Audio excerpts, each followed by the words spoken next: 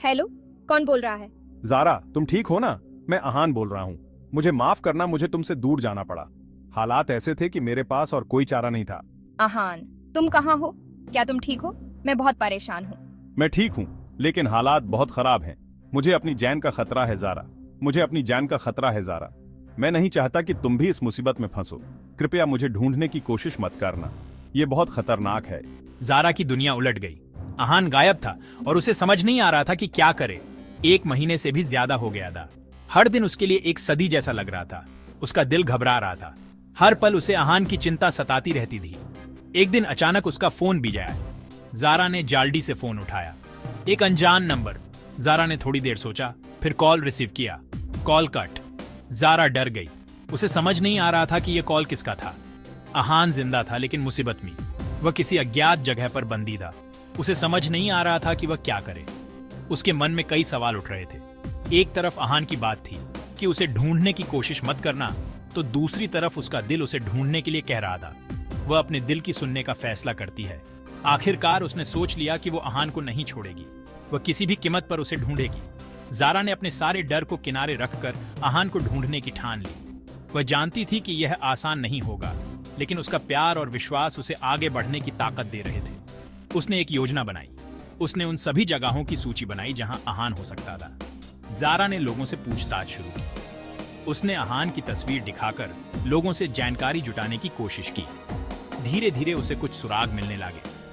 हर सुराग उसे अहान के करीब ले जा रहा था। ज़ारा ने हार नहीं मानी। वह हर कदम पर और मजबूत होती जा रही थी। उसका एक ही मकसद था, अहान को सुरक्षित वापस लाना। आखिरकार ज़ारा को एक छुपी हुई जगह का पता चला। उसे यकीन था कि अहान वहीं हो सकता है। ज़ारा ने हिम्मत जुटाई और उस जगह की ओर बढ़ी। उसका दिल तेजी से धड़क रहा था, लेकिन उसका हौसला बुलंद था। उसने अंदर जाकर देखा कि अहान वहां बंधा हुआ था। ज़ारा ने जल्दी से उसे आजाद किया। अहान और ज़ारा ने एक दूसरे को गले लगाया। दोनों की आंखों में आंसू थे, लेकिन वे खुशी के आंसू थे। ज़ारा और अहान ने एक नई शुरुआत की। उन्होंने मिलकर हर मुश्किल का सामना किया और अपने प्यार को और मजबूत बनाया। इस रहस्यमय कॉल ने ज़ारा की जिंदगी बदल दी, लेकिन उसने अपने प्यार और हिम्मत से हर मुश्किल को पार कर लिया। ज़ारा सबसे पहले पुलिस स्टेशन गई। उसने अहान के गुम होने की रिपोर्ट लिखवाई। अहान का केस बड़ा अजीब है। कुछ दिन पहले ही उसकी मौत की खबर आई थी। एक कार एक्सीडेंट में उसकी लाश मिली थी। मैंने आहान से बात की है, वो जिंदा है। हो सकता है कि तुम किसी और से बात कर रही हो। अहान तो मर चुका है। ज़ारा को यकीन नहीं हुआ। उसने ठान लिया कि वो खुद ही अहान को ढूंढेगी। ज़ारा को याद आया कि अहान ने एक बार अपने पुराने ट्रेनिंग सेंटर की बात की थी। यह जगह अब खंडहर बन चुकी थी, लेकिन कभी यह अहान के जीवन का महत्वपूर्ण हिस्सा हुआ करती थी। वो वहां लड़ाई सीखता था। अहान ने यहां अपने आत्मरक्षा के कौशल को निखारा था और कई प्रतियोगिताओं में भाग लिया था। ज़ारा ने सोचा कि वो वहां जाएगी और अहान के बारे में पता करेगी। उसने अपने बैग पैक किए और इस रहस्यमयी यात्रा पर निकल पड़ी। सेंटर शहर से दूर एक सुनसान जगह में था। यह जगह अब वीरान हो चुकी थी, लेकिन ज़ारा को उम्मीद थी कि यहां उसे कुछ सुराग मिल सकते हैं। ज़ारा ने वहां के लोगों से अहान के बारे में पूछा। उसने गांव के बुजुर्गों और युवाओं से बात की, लेकिन किसी को भी अहान के बारे में ज्यादा जानकारी नहीं थी। अहान एक अच्छा स्टूडेंट था। हमेशा अपने काम में डूबा रहता था। वह अपने अध्यापकों और सहपाठियों के बीच बहुत लोकप्रिय था, लेकिन कुछ साल पहले अचानक चला गया। किसी को नहीं पता था कि वह कहां गया और क्यों गया। उसे पहाड़ों से बहुत प्यार था। वह अक्सर कहता था कि पहाड़ों में उसे शांति मिलती है। ज़ारा को थोड़ी उम्मीद हुई। उसे लगा कि शायद अहान पहाड़ों में ही क्यों होगा। अगर अहान पहाड़ों में गया है तो उसे वहीं ढूंढना होगा। ज़ारा ने अपने सफर को जारी रखने का फैसला किया। उसने पहाड़ों में खोजबीन शुरू की। ज़ारा ने दूरबीन से चारों ओर देखा, हर छोटी और घाटी को ध्यान से देखा। उसे यकीन था कि वह अहान को ढूंढ निकालेगी। ज़ारा ने स्थानीय गाइड्स से भी बात की। उन्होंने उसे कुछ संभावित स्थानों के बारे में बताया जहां अहान हो सकता था। ज़ारा ने उन स्थानों की ओर रुख किया। उसने घने जंगलों और कठिन रास्तों को पार किया, लेकिन उसका हौसला बुलंद था। अंततः ज़ारा को एक पुराना कैंप साइट मिला। वहां उसे कुछ सुराग मिले जो अहान की मौजूदगी की ओर इशारा कर रहे थे। ज़ारा को लगा कि वह अपने लक्ष्य के करीब पहुंच रही है। उसकी मेहनत रंग ला रही थी। ज़ारा ने अपनी खोज जारी रखी। उसे यकीन था कि वह अहान को ढूंढ निकालेगी और उसके रहस्यमयी गायब होने की गुत्थी सुलझा लेगी। जारा तुरंत पहाड़ों की तरफ चल दी। उसने आहान की तस्वीर दिखाकर लोगों से पूछना शुरू कर दिया। कई दिनों की थका देने वाली खोज के बाद आखिरकार उसे एक निशान मिला। कुछ दिन पहले ही आहान जैसा एक आदमी देखा था। वो अकेले रह रहा था और किसी से बात नहीं कर रहा था। जारा उस चरवाहे के बताए रास्ते पर चल दी। रास्ता बहुत मुश्किल था, लेकिन आहान से मिलने की चाहत उसे आगे बढ़ा रही थी। आखिरकार घंटों चलने के बाद जारा उस जगह पहुंच ही गई जहां आहान के होने की उम्मीद थी। रास्ता कठिन और पथरीला था, लेकिन जारा ने हार नहीं मानी।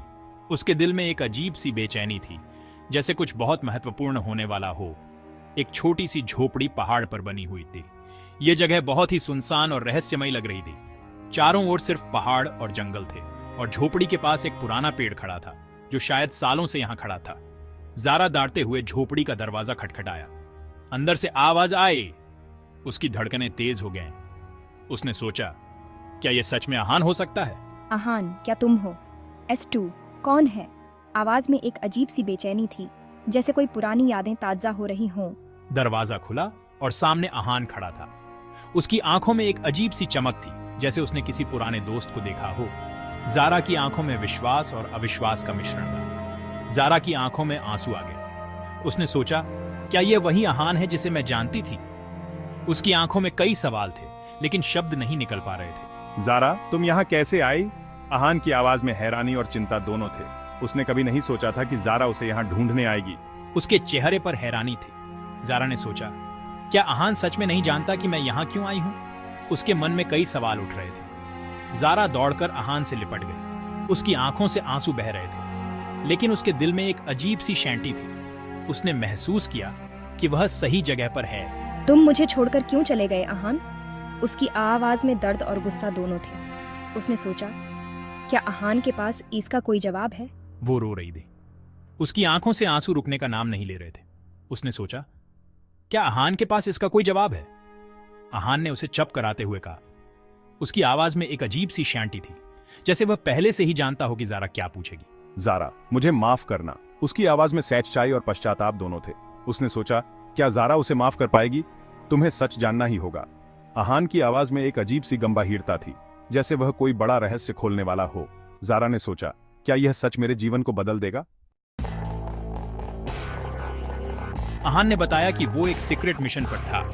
कुछ बुरे लोगों को पकड़वाने के लिए उसने अपनी मौत का नाटक रचा था। मुझे माफ करना जारा, मैं तुम्हें सच नहीं बता सकता था। जारा गुस्से में थी, लेकिन आहान की मजबूरी समझ सकती थी। तुम ठीक तो हो ना? उसने पूछा। उसकी आवाज में फिक्र थी। हाँ, मैं ठीक हूँ, लेकिन अब भी खतरा टला नहीं है। मुझे उन लोगों को पकड़वाना होगा। आहान ने बताया कि उसे उन लोगों के खिलाफ गवाही देने के लिए एक गवाह की जरूरत है। मुझे यकीन है कि वो लोग मुझे चुप कराने की कोशिश करेंगे। तुम मेरी मदद करोगी जारा? जारा ने बिना सोचे हाँ बोल दिया। वो आहान का साथ देगी। हाँ आहान, मैं तुम्हारे साथ हूँ। अगले कुछ दिनों तक जारा आहान के साथ रही। उन्होंने साथ मिलकर गवाह को ढूंढने का प्लान बनाया। खतरा अभी भी था, लेकिन जारा के होने से आहान को हिम्मत मिल रही थी। उन्हें यकीन था कि उनका प्यार हर मुश्किल पार करा देगा।